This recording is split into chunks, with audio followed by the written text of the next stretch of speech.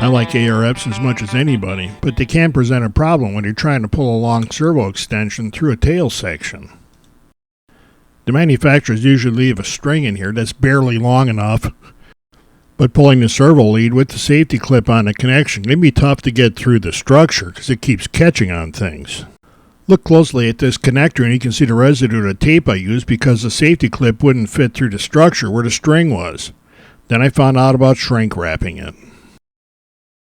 I used 3/8 inch wide shrink wrap tubing and cut it about a half an inch longer than the connection itself. Then you just slip the shrink wrap over the connection and make sure that it's centered on the connection so we can shrink it down over the wires on either side. I keep a butane grill lighter in the shop as a heat source for shrinking tubing because it works so easy. I shrink it a little bit from one side and then turn it over and shrink it again from the other side and just kind of sneak up on this. We don't want to overheat any part of this at all. The shrink tubing doesn't pull down tight on the wires. This is about as close as it gets, but it does make a nice ramp from when you're pulling it through the structure. But the shrink wrap tubing does have a death grip on that connection, and there's no way that's going to slide apart from vibration or anything. And that's really all there is to it. And I think you can see that the shrink wrap connection is a lot more streamlined than the safety clip is.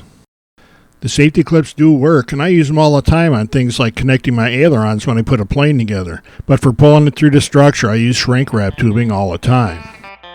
And if you do need to take it apart at some point in the future, you can just slit it open with a little hobby knife. It's very easy.